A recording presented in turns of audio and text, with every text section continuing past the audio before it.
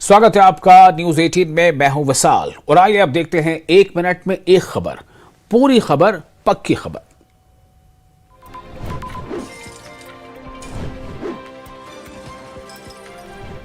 Delhi NCR में सुबह हुई बारिश ने मौसम का मिजाज पूरी तरह बदल दिया। देर रात से शुरू हुई बारिश सुबह तक कई इलाकों में जारी रही। कई स्थानों पर तेज हवाओं और गरज के साथ हुई बारिश ने पिछले कई दिनों से पड़ रही उमस भरी गर्मी से लोगों को बड़ी राहत दी।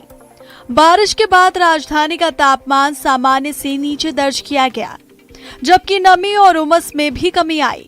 सुबह के समय ठंडी हवाएं चलने से मौसम सुहाना हो गया और लोगों ने राहत महसूस की। पार्क, सड़कों और खुले स्थानों पर लोग मौसम का आनंद लेते दिखाई दिए। मौसम विभाग के अनुसार अगले कुछ घंटों और आने वाले दिनों में भी दिल्ली एनसीआर में हल्की से मध्यम बारिश हो सकती है। विभाग ने लोगों से खराब मौसम के दौरान सतर्क रहने और जलभराव वाले इलाकों से बचने की सलाह दी।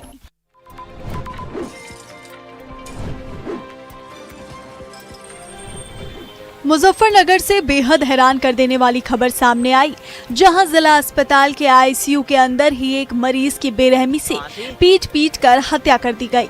अस्पताल में भर्ती रमेश नाम के मरीज का वहां मौजूद दूसरे मरीज के साथ आए एक शख्स से किसी बात पर मामूली विवाद हुआ था और देखते ही ये बहस इतनी बढ़ गई कि गुस्से में आकर उस शख्स ने आईसीयू के नियमों को ताक पर रखकर रमेश पर बुरी तरह हमला कर दिया।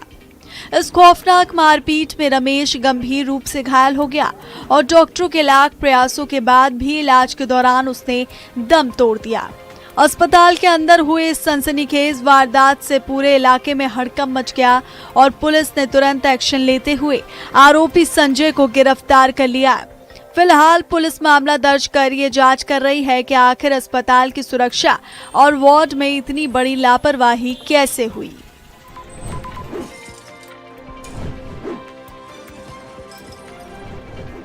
करनाल के कोहंड असंध रोड पर चल रहे अवैध शराब ठेके का थाना मुनक पुलिस ने भंडाफोड़ किया। गुप्त सूचना के आधार पर सोमवार देर रात पुलिस टीम ने छापेमारी कर फर्जी ठेके से भारी मात्रा में अंग्रेजी शराब और बियर की बोतलें बरामद की। बताया जा रहा है कि शराब माफिया सड़क किनारे अवैध दुकान खोलकर महीनों से शराब बेच रहा था, लेकिन एक्साइज विभाग को इसकी भनक तक नहीं लगी। वहीं पुलिस ने मौके से बरामद शराब को कब्जे में लेकर मामला दर्ज कर लिया है और अवैध कारोबार से जुड़े आरोपियों की पहचान और गिरफ्तारी के लिए जांच शुरू कर दी गई है।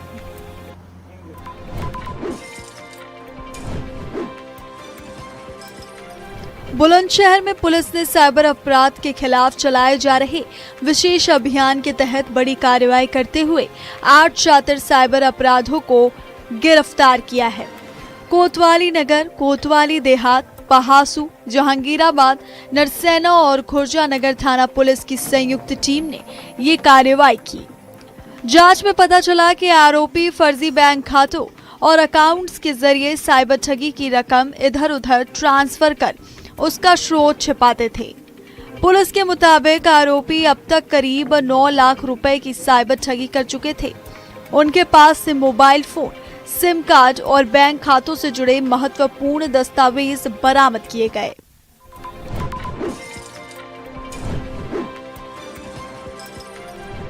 मेरठ के थाना कंकरखेड़ा क्षेत्र स्थित होटल ड्रीम हॉलिडे में कथित तौर पर चल रहे सेक्स रैकेट का पुलिस ने भंडाफोड़ किया। नरसिंहवानी के कार्यकर्ताओं से मिली सूचना पर पुलिस ने होटल में छापेमारी की, जहां से 4 युवतियों और 1 युवक को हिरासत में लिया गया। कार्रवाई के दौरान पुलिस ने मौके से आपत्तिजनक सामग्री भी बरामद की। प्रारंभिक जांच में सामने आया कि कथित रैकेट का संचालन व्हाट्सएप के माध्यम से किया जा रहा था। पुलिस ने होटल को डीवीआर कब्जे में लेकर 2 आरोपियों के खिलाफ मुकदमा दर्ज किया है। इनमें से एक आरोपी को गिरफ्तार कर लिया गया है, जबकि मामले की जांच जारी है।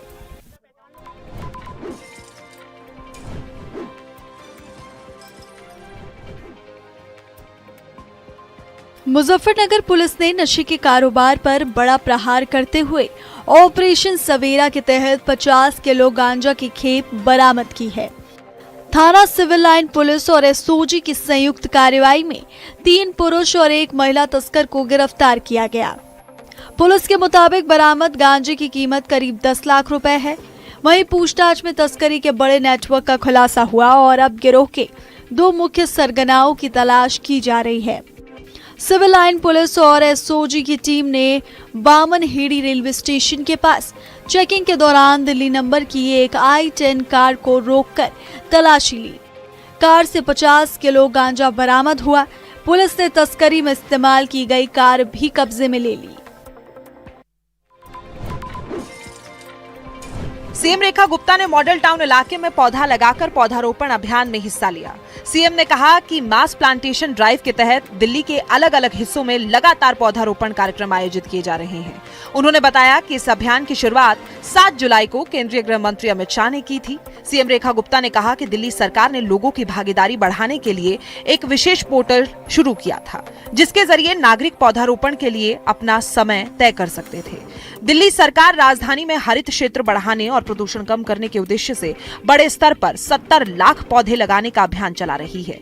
ये अभियान विभिन्न सरकारी विभागों, स्थानीय निकायों, शैक्षणिक संस्थानों, पर्यावरण संगठनों और आम नागरिकों की भागीदारी से संचालित किया जा रहा है।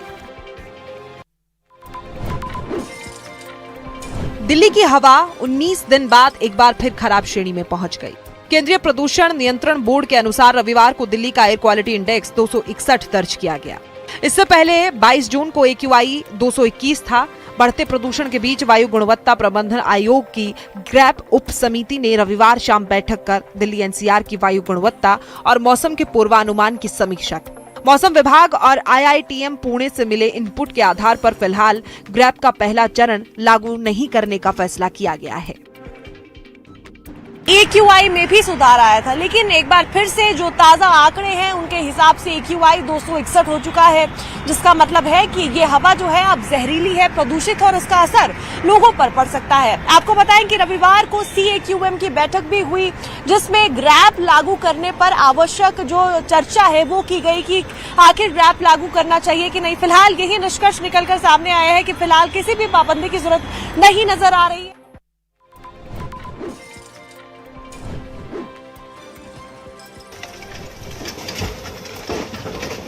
राजधानी दिल्ली के मोती नगर इलाके में बीते कल अतिक्रमण हटाने की कार्रवाई की गई। जकीरा क्षेत्र में रेलवे लाइन के किनारे बने कई झुग्गी झोपड़ियों और अस्थायी ढांचों पर बुलडोजर चलाया गया।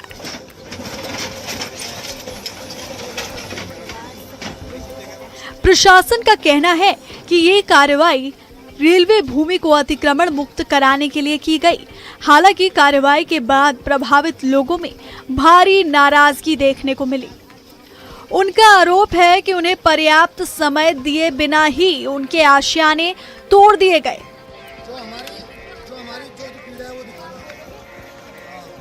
हालांकि प्रभावित परिवारों ने सरकार और प्रशासन से वैकल्पिक आवास और राहत की व्यवस्था करने की मांग की है।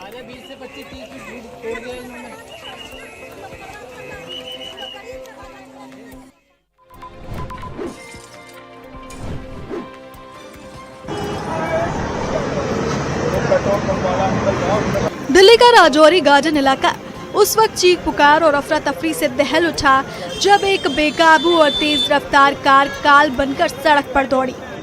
रफ्तार के इस जानलेवा कहर ने सड़क पार कर रहे एक राहगीर को इतनी जोरदार टक्कर मारी कि उसकी मौके पर ही दर्दनाक मौत हो गई। टक्कर इतनी भीषण थी कि आवाज सुनते ही आसपास के लोगों के रोंगटे खड़े हो गए और मौके पर भारी भीड़ जमा हो गई। इस खौफनाक हादसे को अंजाम देने के बाद निर्दयी कार चालक का दिल नहीं पसीजा और वो लहूलुहान युवक को छोड़कर कार समेत मौके से भागने की फिराक में लगा रहा। सूचना मिलते ही पुलिस की टीमें तुरंत घटना स्थल पर पहुंची और शव को कब्जे में लेकर मामले की तफ्तीश में जुट गई है।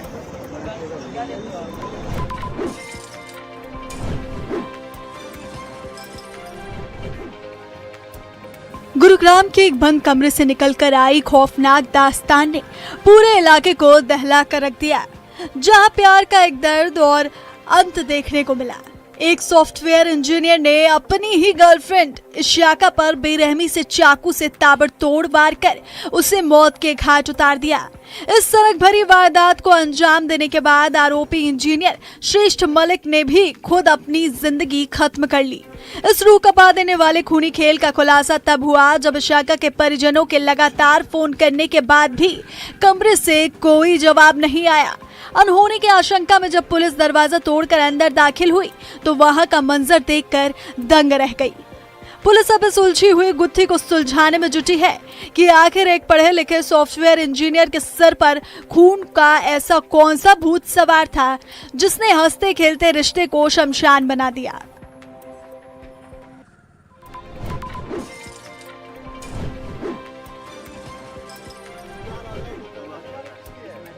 हरियाणा के फरीदाबाद से एक ऐसी रहस्यमयी और रूह कपा देने वाली खबर आई जिसने पुलिस प्रशासन समेत हर किसी को हैरान कर दिया।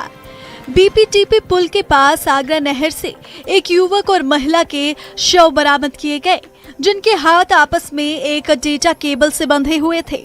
शनिवार शाम से ही लापता इस जोड़े को ढूंढने के लिए एसडीआरएफ और स्थानीय पुलिस की टीमें पिछले 24 घंटों से नहर का चप्पा चप्पा छान रही थी। आखिरकार रेस्क्यू ऑपरेशन के दौरान दोनों के शव पानी में तैरते हुए मिले, लेकिन हैरान करने वाली बात यह है कि मृतका के शरीर पर चोट के गहरे निशान भी पाए गए। हाथ बांधकर नदी में कूदने की इस खौफनाक घटना ने इस मामले को बेहद पेचीदा बना दिया, जिससे ये मामला आत्महत्या और हत्या के बीच उलझ गया। फिलहाल पुलिस ने दोनों शवों को पोस्टमार्टम के लिए भेज दिया और इस मिस्ट्री को सुलझाने के लिए जांच शुरू कर दी गई है।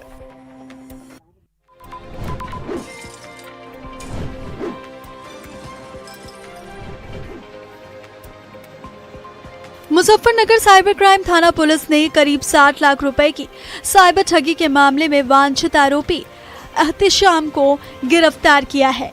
आरोपी चरथावल थाना क्षेत्र के कुटेसरा गांव का रहने वाला है और उसकी गिरफ्तारी पर 15,000 रुपए का इनाम घोषित था। पुलिस के मुताबिक वो लंबे समय से फरार चल रहा था। पुलिस जांच के अनुसार हरिद्वार की रहने वाली महिला ने साल 2019 में जीवन बीमा पॉलिसी ली थी। पॉलिसी बंद होने के बाद बीमा कंपनी ने करीब 60,37,000 रुपए का मैच्योरिटी चेक कुरियर के माध्यम से भेजा। आरोप है कि चेक रास्ते में ही गायब कर दिया गया। इसके बाद चेक में कथित तौर पर छेड़छाड़ कर दूसरे व्यक्ति के बैंक खाते में जमा कराया गया और पूरी रकम अलग अलग खातों में ट्रांसफर कर निकाल ली गई।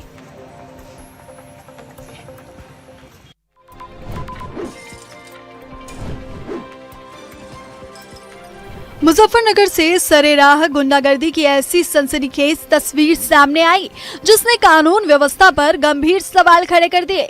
सिविल लाइन थाना क्षेत्र के जिला परिषद मार्केट में अचानक आई एक भीड़ ने युवक और युवती को चारों तरफ से घेर लिया और देखते ही देखते माहौल बेहद तनावपूर्ण हो गया।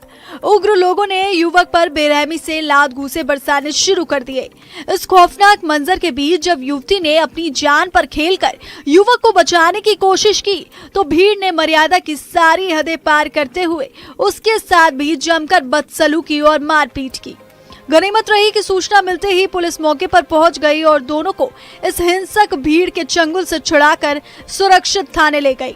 इस पूरी वारदात का वीडियो अब सोशल मीडिया पर तेजी से वायरल हो रहा है और पुलिस घटना के पीछे के असली सच और तरह तरह के दावों की गहराई से तफ्तीश कर रही है।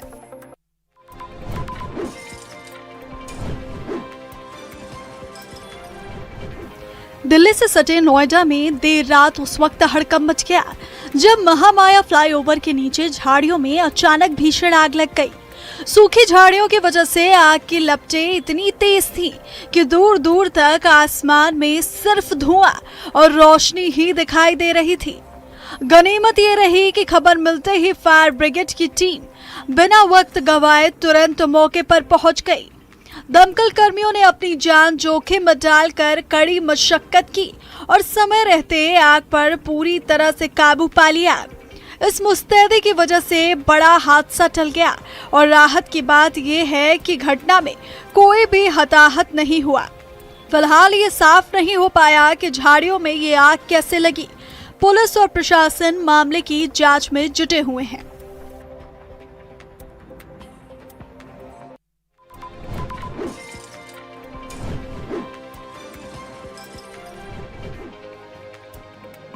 देश की सेवा सिर्फ सरहदों तक सीमित नहीं होती, बल्कि उसकी गूंज दुनिया के हर उस कोने तक पहुंचती है जहां भारतीय बसते हैं। अमेरिका के ग्रेटर सिएटल में ऐसा ही एक भावुक और गौरवपूर्ण पल देखने को मिला, जब भारतीय सशस्त्र बलों के पूर्व सैनिकों और उनके परिवारों को विशेष सम्मान दिया गया। भारतीय दूतावास के सहयोग से आयोजित इस विशेष कार्यक्रम में भारत के वाणिज्य दूतावास ने ग्रेटर सिएटल क्षेत्र में रहने वाले भारतीय सशस्त्र बलों के पूर्व सैनिकों और उनके परिवारों को सम्मानित किया।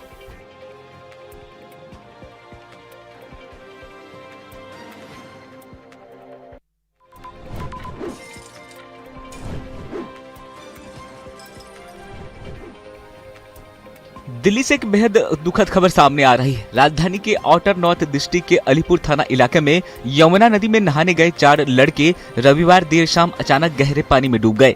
घटना के बाद इलाके में हड़कंप मच गया। सूचना मिलते ही एनडीआरएफ, डीडीएमए, दमकल विभाग और स्थानीय पुलिस मौके पर पहुंची और बच्चों की तलाश के लिए रेस्क्यू ऑपरेशन शुरू किया गया। हालांकि रात में अंधेरा होने की वजह से सर्च ऑपरेशन प्रभावित हुआ, जिससे सोमवार सुबह फिर से तेजी से शुरू किया गया। अब तक 4 लड़कों के शव बरामद नहीं हो सके हैं और उनकी तलाश लगातार जारी है।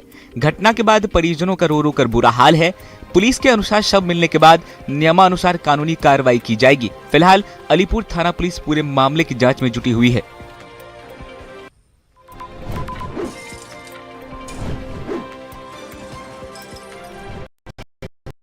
के कल्याणपुरी इलाके से एक सनसनीखेज वारदात सामने आई है। यहाँ दिल्ली पुलिस के कांस्टेबल ने मामूली विवाद के बाद बीच सड़क पर अपनी पत्नी प्रियंका की गोली मारकर हत्या कर दी। वारदात को अंजाम देने के बाद आरोपी कांस्टेबल मनीष भाटी मौके से फरार हो गया।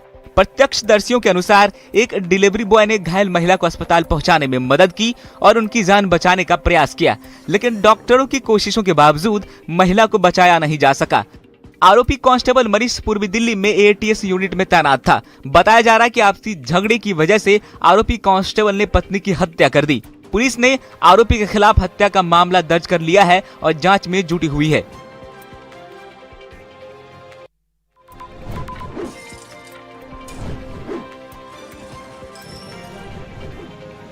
दिल्ली में बदरपुर के मोलरबंद इलाके में रविवार रात प्रेम संबंध को लेकर हुए विवाद में 17 साल के नाबालिग की चाकू घोंपकर हत्या कर दी गई।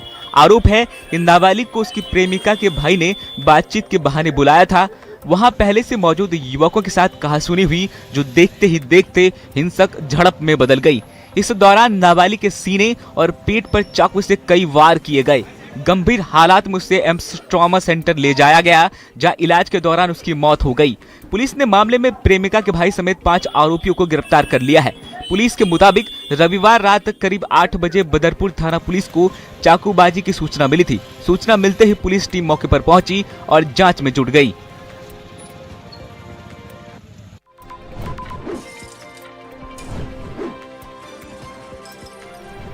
गुरुग्राम में एआई इंजीनियर का डेंजरस इश्क देखने को मिला। साइबर सिटी गुरुग्राम में एक दिल दहला देने वाली वारदात सामने आई, जिसने पूरे इलाके में सनसनी फैला दी।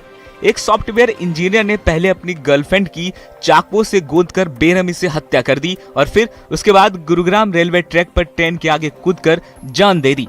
मामले का खुलासा तब हुआ जब परिवार के लोगों के काफी फोन करने के बाद लड़की ने फोन नहीं उठाया। लड़की के परिवार की शिकायत के बाद पुलिस सेक्टर 55 में उस जगह पर पहुंची जहां लड़की किराए पर रहती थी। कमरे का दरवाजा खोला तो अंदर उसका खून से लथपथ शव पड़ा था।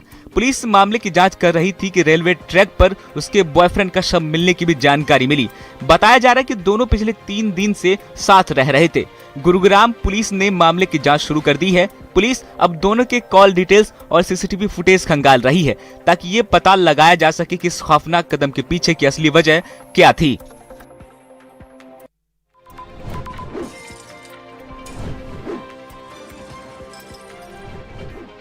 अमरनाथ यात्रा 2026 के दौरान श्रद्धालुओं की सुरक्षा सर्वोच्च प्राथमिकता बनी हुई है। इसी बीच जम्मू श्रीनगर नेशनल हाईवे पर सुरक्षा व्यवस्था को और अधिक मजबूत कर दिया गया। खास तौर पर रामबन जिले में हाईवे के संवेदनशील हिस्सों पर पुलिस, सेना, सीआरपीएफ और अन्य सुरक्षा बलों की अतिरिक्त तैनाती की गई है। यात्रा के हर काफिले पर कड़ी निगरानी रखी जा रही है और वाहनों की सुरक्षित आवाजाही सुनिश्चित करने के लिए जगह जगह नाकाबंदी, नियमित पेट्रोलिंग और व्यापक सुरक्षा जांच की जा रही है। संवेदनशील इलाकों में विशेष सतर्कता बरती जा रही है ताकि किसी भी तरह की अप्रिय घटना को रोका जा सके और बाबा बर्फानी के दर्शन के लिए जा रहे श्रद्धालुओं की यात्रा सुरक्षित और शांतिपूर्ण और निर्बाध बनी रहे।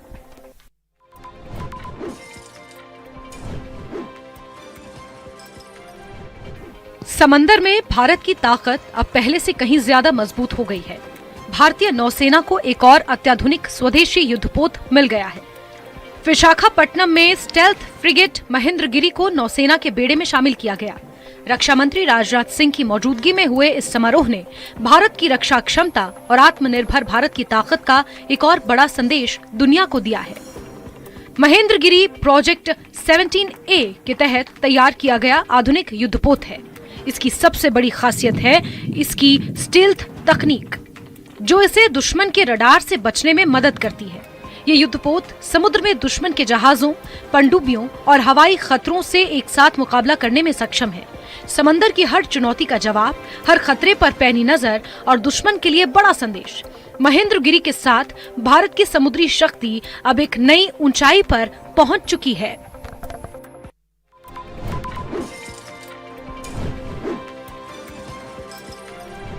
देश के पहाड़ी इलाकों में मॉनसून की बारिश आफत बनकर बरस रही है। उत्तराखंड, हिमाचल प्रदेश और जम्मू कश्मीर में बारिश, भूस्खलन और बादल फटने की घटनाओं ने मुश्किलें बढ़ा दी हैं।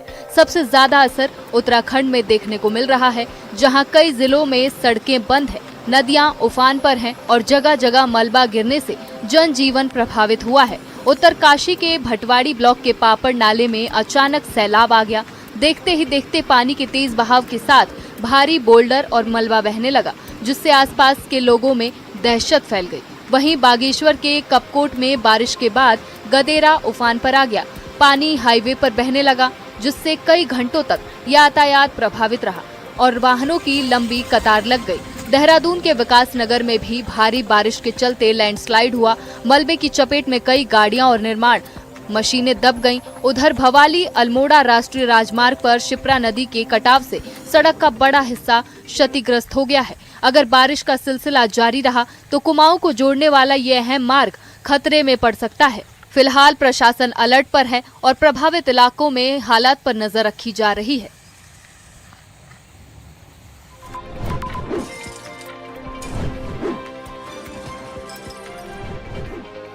उदयपुर के तीतरडी इलाके में रात के सन्नाटे के बीच एक ऐसी तस्वीर सामने आई है जिसने इलाके में दहशत फैला दी है। सीसीटीवी कैमरे में कैद हुआ एक खूंखार शिकारी का वो अंदाज, जहां लेपर्ड ने बिना आहट किए फार्म हाउस में एंट्री की और पलक झपकते ही शिकार कर डाला। सीसीटीवी फुटेज में देखा जा सकता है कि दबे पांव लेपर्ड आगे बढ़ रहा है। वहीं घर के बाहर चैन की नींद सो रहे पालतू कुत्ते को खतरे का जरा भी अंदाजा नहीं होता। अगले ही पल शिकारी झपटता है और कुत्ते की गर्दन को अपने जबड़ों में दबोच लेता है। कुछ ही सेकंड में लेपर्ड अपने शिकार को उठाकर जंगल की अंधेरी राहों में गायब हो जाता है। सीसीटीवी में कैद इस खौफनाक मंजर के दौरान दूसरा पालतू कुत्ता भी खतरे को भांपकर लेपर्ड के पीछे दौड़ता है, लेकिन जंगल की इस शिकारी के सामने उसकी हिम्मत भी जवाब दे जाती है और वह पीछे हट जाता है। फार्म हाउस मालिक के मुताबिक जब कुत्ते के भौंकने की आवाज सुनकर वे बाहर आए, लेकिन उस वक्त सब कुछ शांत था। जब सीसीटीवी फुटेज खंगाली गई तो सामने आई लेपर्ड के शिकार की पूरी कहानी। बता दें कि तीतरडी इलाके में लेपर्ड की दस्तक पहली बार नहीं है। इससे पहले भी कई बार लेपर्ड की मौजूदगी सामने आ चुकी है। घटना की सूचना वन विभाग को दे दी गई है।